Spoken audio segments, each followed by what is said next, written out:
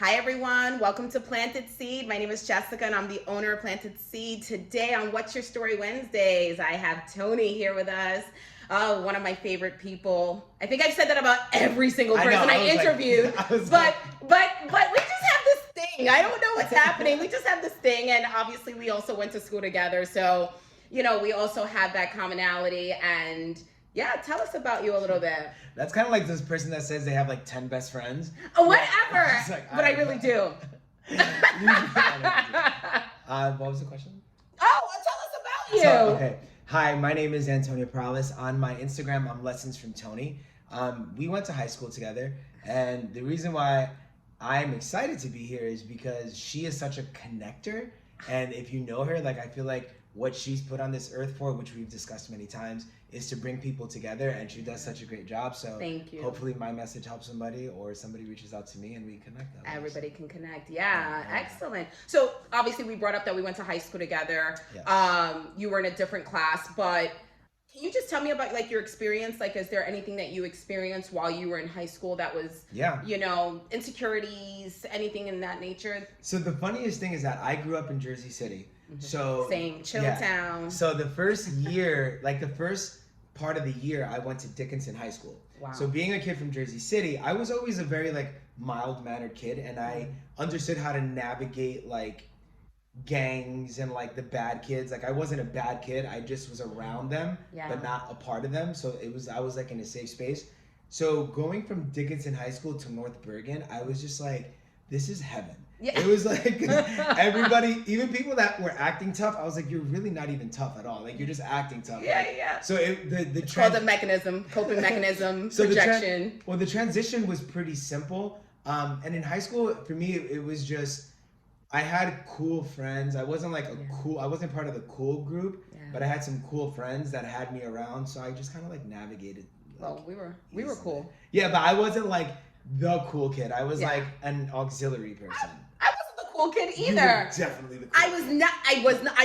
I was not. I just love to have fun. Honestly, I mean, if you want to be transparent, with all the craziness that went on in my house, domestic violence, alcohol abuse, drug abuse, just abuse all over, high school was a sanctuary to me. So I was I'm going to make the best of this. I'm not going to come here and bring my misery here. I'm going to leave it at the door, check it at the door, and let's have fun. And that's it.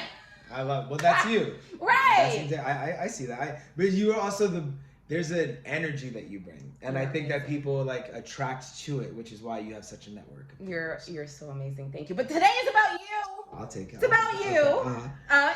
All right. So from you going from Dickinson to North Bergen, do you feel that you, just even you internally, did you have any, insecurities, any doubts or anything like that? I think the biggest insecurity that I felt in high school, so as an individual, I mean, I am a gay male. Mm-hmm. So at that point, I was with females, and I was still in that in-between space. Trying to figure yourself out. But I wasn't openly gay. Right. So, but even with that, again, it was just something to me that it was just a natural thing for me. It wasn't a big concern. I think as you're asking me the question, I'm thinking about this. It was the income disparity that I had, because I was still a kid from Jersey City. I just got the opportunity to go to North Bergen. Well, it was like a fashion show. Exactly. I mean, we didn't have money. Yeah. I don't know where everybody got money from. I don't, and in my house, I mean, I'm the oldest of 8. Yeah. So it's not like you're getting anything new. You're not getting new sneakers all the time. And my parents, now, I never felt like I went without, but when I was in North Bergen, I was just how do you get all these new sneakers? Yeah. How do you have all these new clothes? And I remember consciously thinking about that, which is why I worked so hard so that I would have my own money. And that's kind of where my success really started, because I started saying, wow, people operate at a different level here. They have things that I want, but my parents can't give it to me, so I'll just grab it myself. Well, that's why a lot of schools now went to wearing uniforms, because it's really about affording. But I mean, these kids dress up uniforms. I'm hello. Where did you get that from? I need this.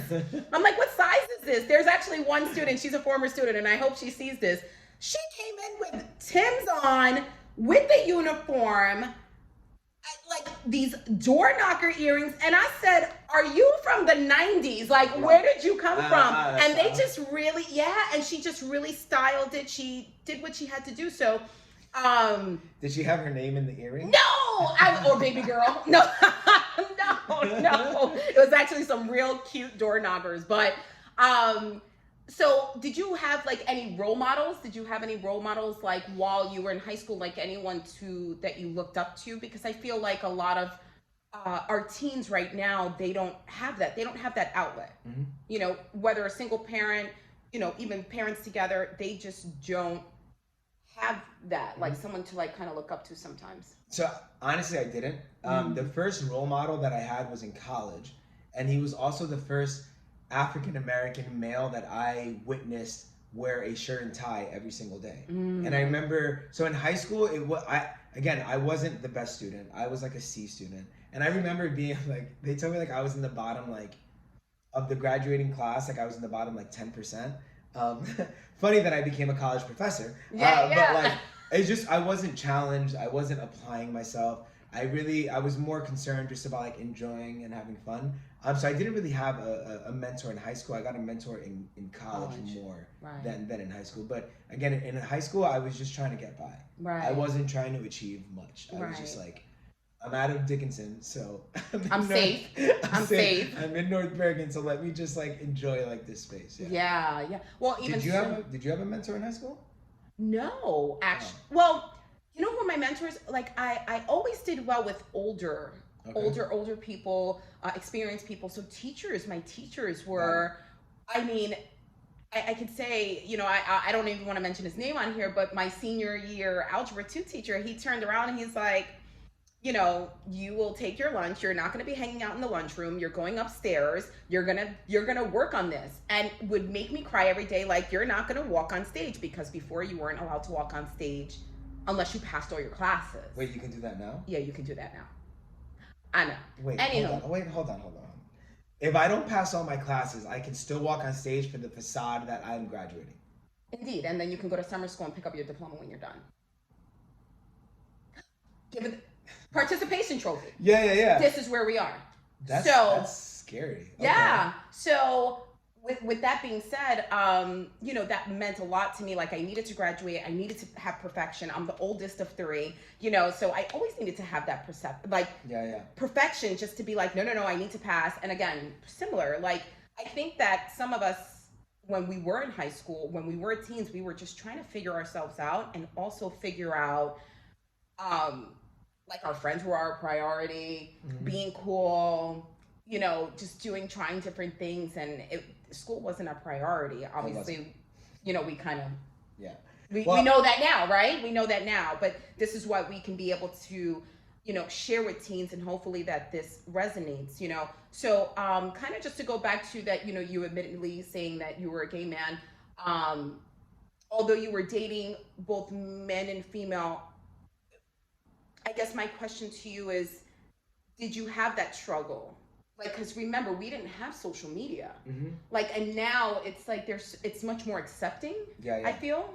Well, so the reason why, so as a proud gay man, you know, and someone who I'm an advocate for the community, just very, very intently. I recognize that me being a straight acting gay man, I'm not at the forefront of pushing the narrative that we deserve to be acknowledged and respected.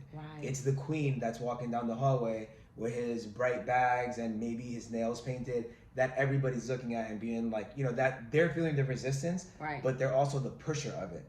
I'm the one that gets to benefit from that as the straight acting gay male. So as a result of that, many people didn't know that I was gay, so I never really felt any pressure or anything like that. It's like the don't ask, don't tell. Yeah, and it's also because at that time I had a girlfriend, so I was only with her at the time for like the last 2 years of high school. So I really just hid behind this false narrative of being a straight man, and so I didn't really have that resistance or that kickback.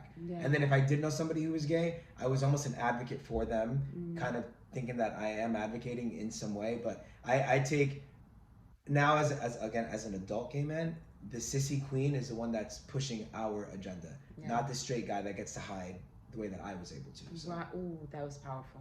That's amazing. And I hope that it really resonates with a lot of, because, I've seen a lot of teens, they really struggle with that and they want to make their parents happy. And then instead, there's a lot of homophobic bashing at home that, now it just makes them kind of bury themselves and they're so, they're not themselves and they lose themselves and they're not authentic. And I think when you think of human psychology, you teach somebody to hide their genuine self, so they have to create a new personality around it. So, which is why, it is, and which is why and when you think against psychology, a lot of gay men only start to explore and live when they can be open, and the people that stay in that hole, they're living within a facade. So it takes, even for us to develop as males and as, the individual that we are, it takes us a little bit more time because we had to hide a big part of ourselves for so long. And the people that get like the bashing when they're younger, it becomes very easy for them to neglect who they are for the comfort of others. And I think that's even all around, gay, straight, doesn't matter. I think overall as a society, we can get into that on another day, that we all conform and we just want people to love us. And again, the answer is love. Unconditional love.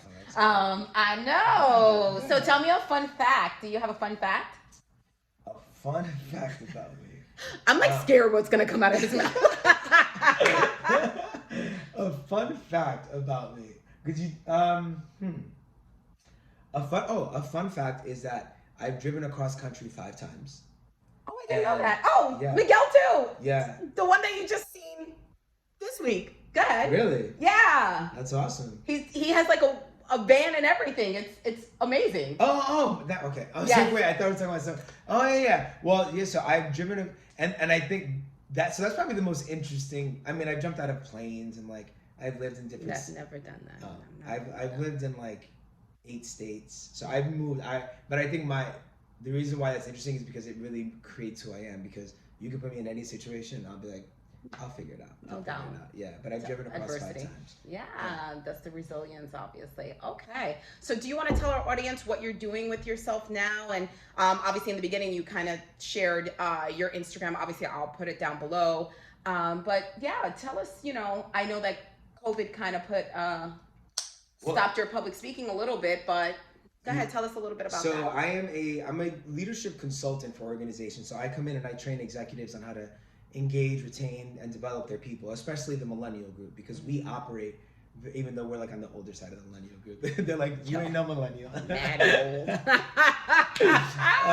But I train executives on how to keep us, how to make us interested, how to keep us engaged. So that's one part of my business, which is also inclusive of the public speaking side of it, which last year, and I told you, March 18th, 19th, 20th, I lost all of my clients. I lost almost 100% of my business. And now, as of today, I'm back. I've reclaimed all of that. Amazing. It's beautiful. Thank God, amazing. And then I'm a real estate developer as well. So I develop real estate in Jersey City and in East Orange. Excellent. So our goal, really, we talk a lot about like generational wealth, that a lot of the minority communities that have been stopped from buying real estate in the early years of the American development and our revolution has really hindered us, because our parents aren't passing down real estate to us. Right. They're passing down debt and trauma. That's a whole nother story. They're not ready for this conversation. They want to know about them right now. They want to know about them. How can maybe they can come out and even help you. Yeah. And so a lot of what we do is educate minorities on real estate. So all of my work is centered around this philanthropic kind of thing, which when you were saying about being yourself, in my authentic space, I need to be doing something that's helping. Yeah. It doesn't matter who, it's just something that's helping. So it's kind of helped me navigate to where I'm at now. So I do a little bit of everything. Right. So you're in your purpose, baby. I love it. Yeah. I don't know. Did we talk about that? When you walk with a purpose, you collide with destiny? No, but have you heard that? No, but that's a gem. I love that. It's like, but it keeps you centered. And we were talking before about sometimes you have to like say no to people, and for boundaries. Yeah, that's a big thing. But it's really about doing things that really are in line with what you want in your life. What you value. Saying no to things that isn't in line with your chi or whatever it is. But yeah, so it's important. Thank you so much. And thank you so much for coming. Thank Thank you you. so much for watching for What's Your Story Wednesdays. You can find us on Instagram at Planted Seed Group. You can find us also on YouTube. So subscribe to our channel, Planted Seed Group. And we also have our website going where you can fill out the application if you're ready to come on board and